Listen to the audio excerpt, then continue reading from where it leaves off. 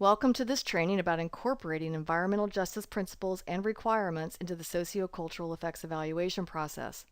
Facilitating equitable outcomes is part of a Florida Department of Transportation video series providing guidance for sociocultural effects evaluations for transportation projects. If you have viewed the first part of Facilitating Equitable Outcomes, you'll know that the training has 3 parts. From Part 1, you'll also know about the foundations of environmental justice and its role in transportation decision-making. In this video, Part 2, we'll explore the scope and key definitions that apply to environmental justice analysis. The next video, Part 3, presents a methodology for a project-level environmental justice analysis that incorporates concepts presented in Parts 1 and 2. With that, let's start reviewing the information. We'll start out with the objective of environmental justice analysis, which is to assess the extent that potential project effects would be experienced differently among population groups in the study area and to identify ways to resolve any disparities. Through the analysis, we seek to learn about potential adverse effects with explicit consideration of the affected community's demographic makeup. The Environmental Justice Executive Order, reviewed in Part 1 of the training, applies equally to the processes and products of planning, that is, project screenings for the development of long-range plans and work plans, project development, design, construction, and operations and maintenance. Environmental justice issues that are not addressed in planning could arise during project development or later when they are more difficult to resolve. In later project phases, changes in the community over time may necessitate another look at potential environmental justice issues. The topics investigated during an environmental evaluation provide a comprehensive description of study area conditions that could be affected by a project. Any project effect that could have a negative consequence on human health or the environment should be considered in the light of environmental justice. This includes effects associated with the natural, cultural, physical, and sociocultural environments. During an environmental evaluation, there is shared responsibility by project team members to assess the potential for environmental justice issues and to find solutions to those issues as appropriate while investigating the range of potential environmental effects. While effects related to any of the environmental issues could have environmental justice implications, some are more commonly associated with transportation actions.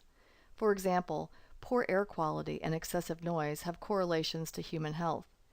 Effects to the natural environment, such as water quality degradation, could have direct social consequences where an environmental justice population uses an affected water body for sustenance or recreation.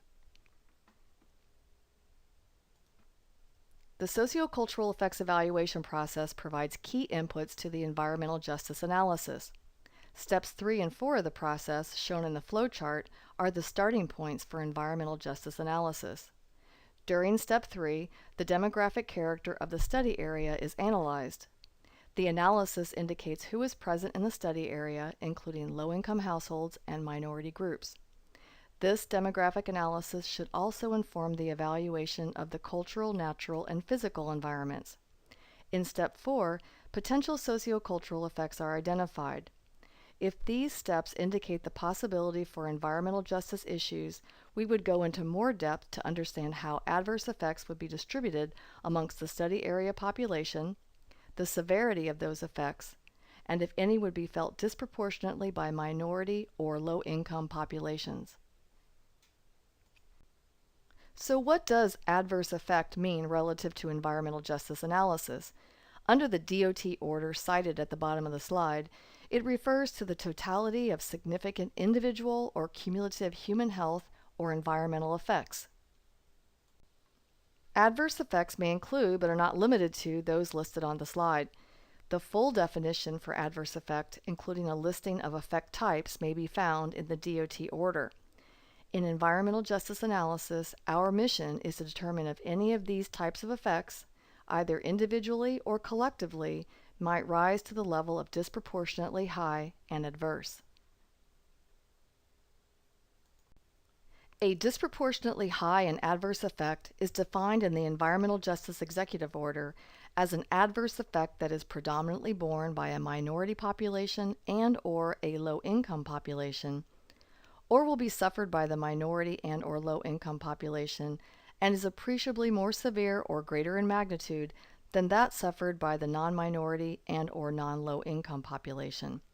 The first part of the definition speaks to the proportional distribution or sharing of the adverse effect, and the second part relates to the severity of the effect.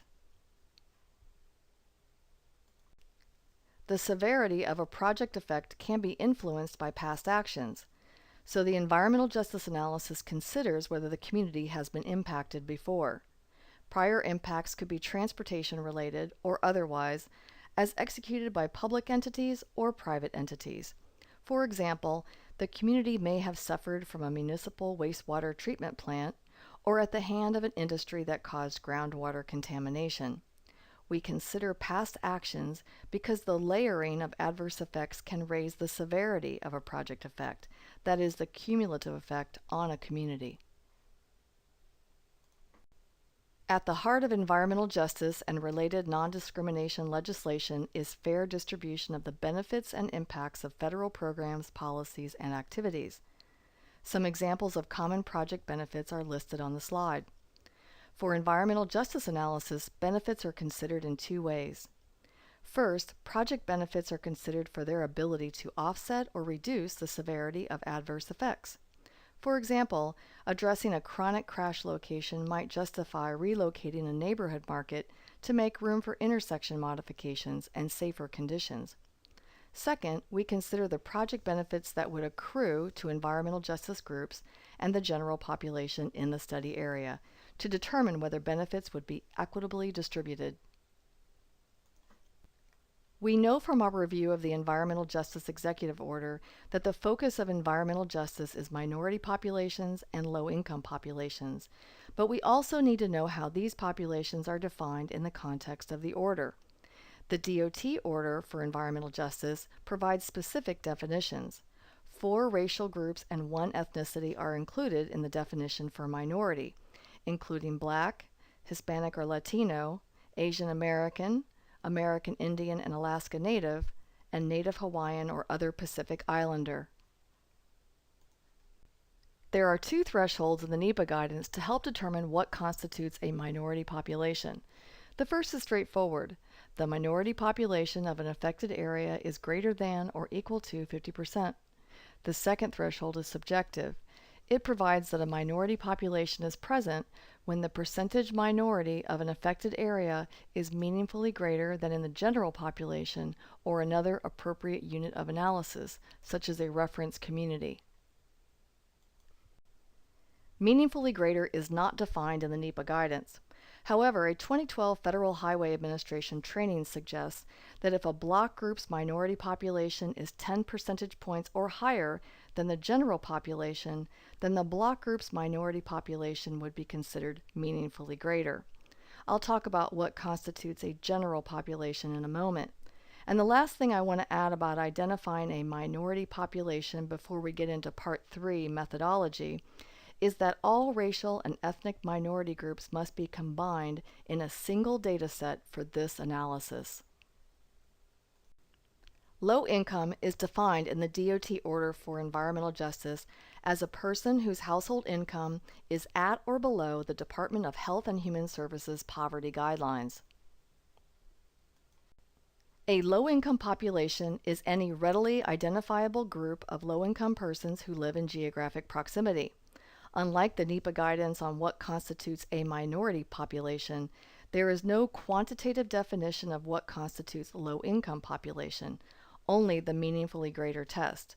So, the 10 percentage points or higher measure of meaningfully greater is also used to identify a low-income population.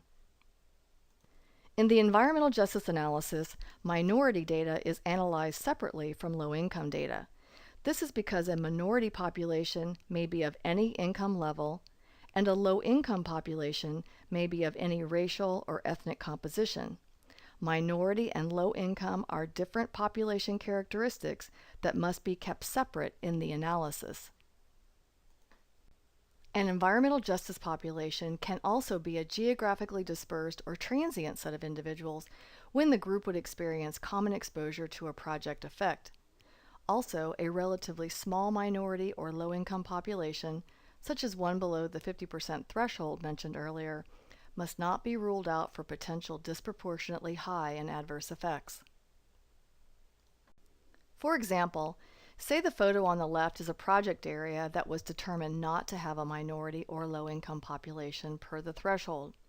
The yellow box, a motel site, has been targeted as a potential stormwater pond location for the project. In talking with a neighborhood police officer, you learn that the motel is largely serving as long-term housing for low-income persons. You hear similar accounts from an agency that provides social services to clients in the area.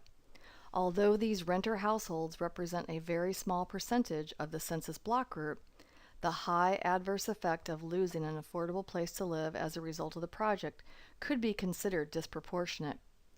Keep in mind that environmental justice determinations are based on effects, not population size. We should be tuned in to the comparative impact of the project among population groups in the area. During a project evaluation, we must also be attentive to the potential for discrimination against any person or group on the basis of age, sex, religion, national origin, and disability as required by Title VI and related non-discrimination legislation. These considerations encompass the distribution of transportation benefits and impacts as well as access to the project decision-making process. Title VI, for example, prohibits national origin discrimination. Thus, the Act has implications for engaging limited English proficient populations through accessible project information. And, as highlighted in the first video of this training, it is important to note that the requirements of Title VI extend to all programs and activities of agencies receiving federal aid, including their projects that are not federally funded. The geographic focus of environmental justice analysis is the project study area, which can vary in size depending on the environmental issue or effect being evaluated. For example, the study area for potential relocations might be more focused around the project footprint, whereas the study area for community cohesion effects could be much broader. The same holds true for the environmental justice effect area, which encompasses an environmental justice population having potential for at least one adverse human health or environmental effect as a consequence of the project. The geographic extent of one effect may differ from another, so a project could have multiple EJ effect areas. To illustrate, this slide shows a project study area. Census block groups are outlined in black. Those block groups determined to have an EJ population are shown in pink. Potential effects, in this case potential relocations, are represented by the aqua boxes. Where these boxes, the potential effect footprint, and an environmental justice population coincide, is an EJ effect area. Another geographic area used in environmental justice analysis is the reference community. The reference community's demographic profile is a frame for comparison of how potential effects are distributed among population groups in the study area. The reference community population is sometimes referred to as the general population. A reference community's relevancy to the study area population decreases with distance from the project. When selecting a reference community, it's best to use the smallest political unit or units encompassing the study area, such as an incorporated city or town. If the study area is located in an unincorporated area of the county, a census unit, such as a census-designated place or county subdivision, can be used. Political units or census units are used because important information needed for your analysis is reported by the census. The affected community should be given an integral role in identifying project-related issues, verifying and assigning value to community resources, identifying impactful past actions, suggesting ways to resolve impacts, and negotiating avoidance, minimization, mitigation, and enhancement strategies. By including affected environmental justice groups in project planning and development, the greater the potential for equitable and context-sensitive outcomes. This concludes Part 2 of Facilitating Equitable Outcomes. To learn about a methodology for environmental justice analysis, be sure to view the third module of this training. This and other SCE-related resources are available on the department's website at the address shown. Links to resources referenced in this video are listed on the next slide. Thank you for viewing this production of the Florida Department of Transportation.